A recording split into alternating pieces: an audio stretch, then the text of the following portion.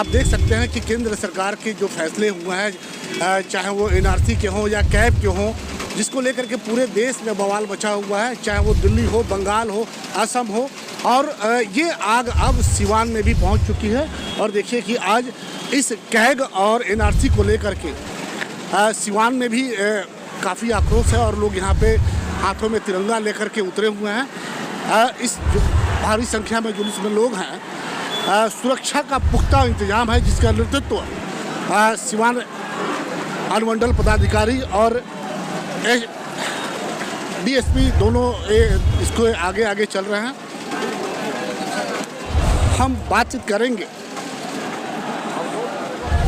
अनुमंडल पदाधिकारी से कि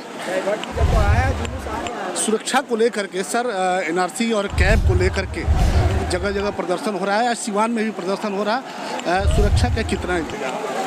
सुरक्षा का यही है, जितना रामराज मोड़ से जेपी चौक तक जुलूस का आने का हम लोग को सूचना थी, तो हम लोगों ने सभी पॉइंट्स पे हम लोग मजिस्ट्रेट और पुलिस पदाधिकारी हम लोगों ने दे रखा है। काफ़ी पर्याप्त मात्रा में पुलिस कर्मी भी हैं और ट्रैफिक व्यवस्था भी बढ़िया है, शांतिपूर्ण ढंग से अब तक चल रहा है, कोई दिक्कत नहीं। इस तरह के प्रदर्शन को लेकर के लोगों के मन में एक भय भी व्याप्त है और बहुत सी दुकानें भी अभी बंद हैं। इसको लेकर के क्या आपने सोचा है? नहीं, कुछ नहीं करना है, उसमें कोई भय की बात ही नहीं है। इसमें शांतिपूर्ण ढंग से चल रहा है, आप तो देख ही रहे हैं, सब दुकानें भी खुली हुई हैं। ये प्रदर्शन सर जेपी चौक पर समाप्त हो जाएगा या फिर वापस भी कहीं जाएगा? सूचना यह है कि जेपी चौक पे समाप्त होगा, हो सकता है मेमोरेंडम भी कुछ लोग दें, जैसा कि सूचना मिला है। कुछ पुख्ता कुछ कहा नहीं जा सकता। अभी आपने देखा कि एसडीएम साहब से हमारी बातचीत हो रही थी और ये भारी संख्या में सुरक्षा का उन्होंने आश्वासन दिया कि भारी संख्या में सुरक्षा बल की पूरी व्यवस्था है। और जैसे कि जो प्रदर्शन निकला हुआ है, उसका ये कहना था उन लोगों का कि यह जुलूस राम राज्य मोड़ से होकर के जेपी चौक तक जाएगा। सना, आप बताइए क्या चाहते हैं आप लोग? हम यही चाहते हैं, देश में एक तरह का कानून था, आज तक 47 में जब आज़ादी मिली तो वही हम लोग को ऑप्शन था 2 जगह जाने का, लेकिन हमने भारत को चुना, अपने घर को चुना, अपने पूर्वजों को चुना, लेकिन सेंट्रल गवर्नमेंट हम लोगों को ये प्रताड़ित कर रही है। हम लोगों को 2 दर्जे का नागरिक बनाने का सोच रही है, इसलिए आज हम लोगों ने इस पे किया है प्रोटेस्ट। आगे क्या कार्यक्रम है आप लोग?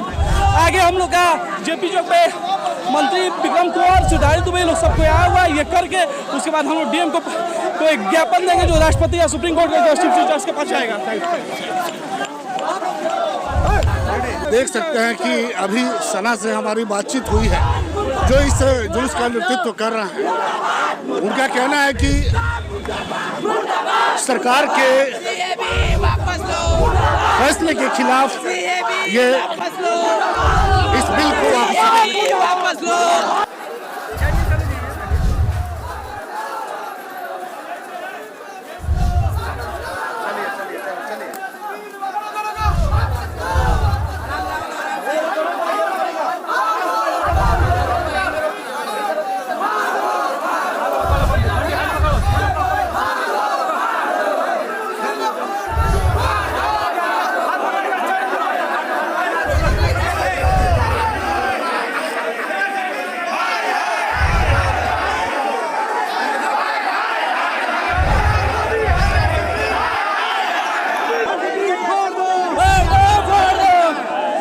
हम लोग ये देश में जो काला कानून पास हुआ है और बाबा साहब भीमराव अंबेडकर ने जो संविधान लिखा था, उस संविधान के खिलाफ ये सरकार तानाशाही रवैया अपना रही है।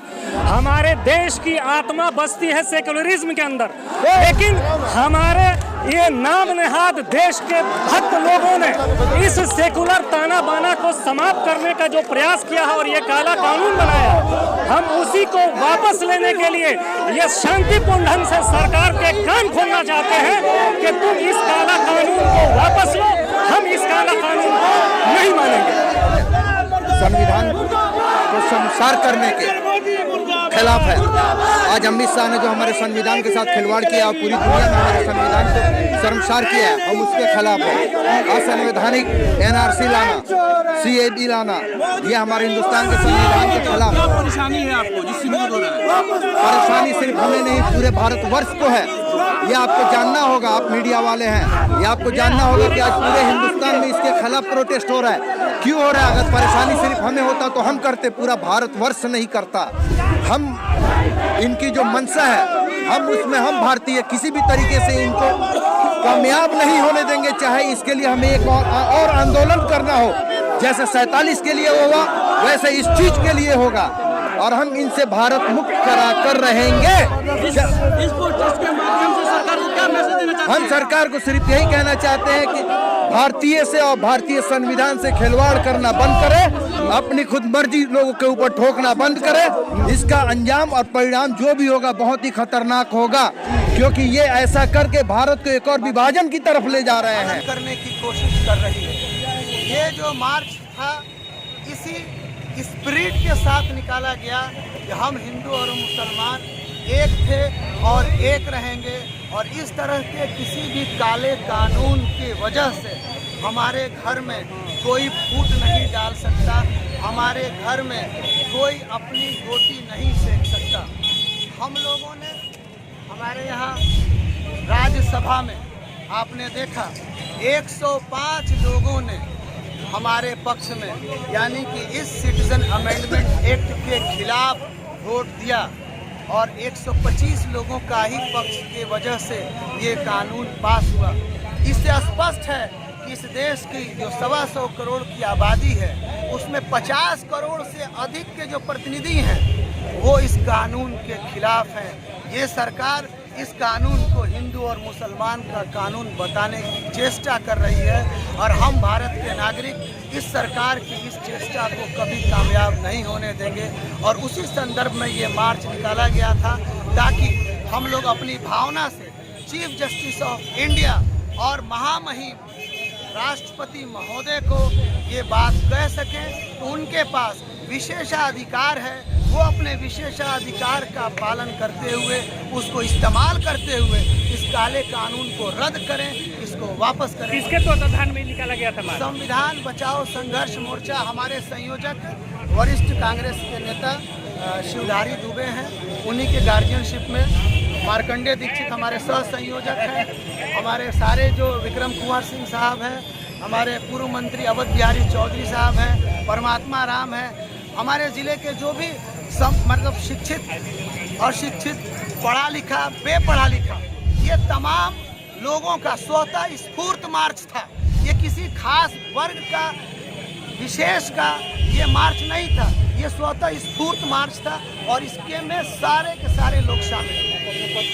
आक्रोश सिर्फ सिवान के सड़कों पे नहीं है, इंडिया के हर कोने कोने में है, हर इंस्टीट्यूशन में, हर संस्था, हर पार्टी, सब लोग विरोध कर रहे हैं, दो गुजराती ठग को छोड़ के। यहाँ तक कि बीजेपी वाले भी विरोध कर रहे हैं, ऐसा नहीं है कि बीजेपी वाले विरोध नहीं कर रहे हैं, लेकिन दोनों गुजराती ठग के डर के मारे वो बोल नहीं पा रहे हैं। ये दोनों महाठग मुट्ठी भर पाकिस्तानी सिंधियों को देश में नागरिकता देने के लिए, मुट्ठी भर सिंधियों को नागरिकता देने के लिए जो पाकिस्तानी हैं, उनको देने के लिए सारा खेल खेला और देश को आग में झोंक दिया। उनको देश से प्रेम नहीं है। ये आर्थिक मुद्दे, बेरोजगारी, बहुत सारे मुद्दा हैं, उसको भटकाने के लिए इन लोगों ने गेम खेला, और कुछ नहीं। एक तिवारी जी, एक चीज़ समझ में नहीं आया कि नीतीश कुमार ने सदन में उस बिल का सपोर्ट किया था, और अब ये कह रहे हैं कि हम इस बिल को लागू नहीं करेंगे। अब ये बातें समझ में नहीं आ रही है। नीतीश कुमार को शेल्टर होम से बचना है, नीतीश कुमार को सृजन घोटाले से बचना है, उनको तो मजबूरी है, सपोर्ट करेंगे ही, बाकी तो नौटंकी करेंगे।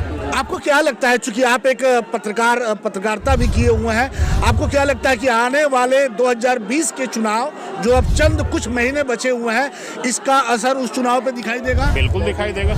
इन लोग चुनाव में कहीं है नहीं, इसीलिए तो मुद्दे को भटका रहा, समस्याएं पर चर्चा नहीं हो रही है। जो मेन मुद्दा है उस पर चर्चाएं नहीं हो रही। बेरोजगारी बढ़ाओ, आर्थिक नीति एकदम, आर्थिक स्थिति आपका एकदम बिल्कुल दयनीय, 1.5% आ गया आपका GDP रेट, उस पर चर्चाएं नहीं हो रही है। चर्चाओं से भागने के लिए इन्होंने NRC, कैप, ये सारी मुद्दाएं उठा तो क्या राजनीति, भारत की राजनीति इतनी ओछी हो सकती है कि आप अपने फायदे के लिए पूरे देश को आग के हवाले कर दें? देखिए, इसमें सबको सहयोग देना चाहिए। हम सब पूरे देश के नागरिकों से रिक्वेस्ट करेंगे सब सहयोग दें, क्योंकि ये दो गुजराती जो ठग हैं इस देश को गृह युद्ध की तरफ ढकेल रहे हैं। इनको देश से प्रेम नहीं है।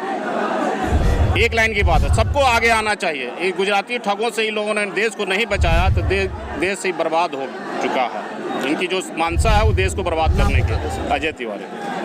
अजय तिवारी हैं, अभी उनसे बातचीत हो रही है, पत्रकार भी हैं, और इन्होंने साफ शब्दों में कहा कि सरकार ध्यान बटाने के लिए हर मुद्दे पे फेलियर है, चाहे वो आर्थिक नीति हो या फिर देश की अन्य समस्याएं हैं, उस पर फेलियर है और उस पर जवाब से बचने के लिए वो ध्यान भटका रही है। और इसी को लेकर के इस तरह के कानून को लाया गया है ताकि देश में इस तरह की एक हवा, हिंदू मुसलमान की हवा फैले और उसका फ़ायदा सरकार को मिल सके। लेकिन आपको बता दें कि आज के इस डिजिटल युग में लोग काफ़ी जागरूक हैं।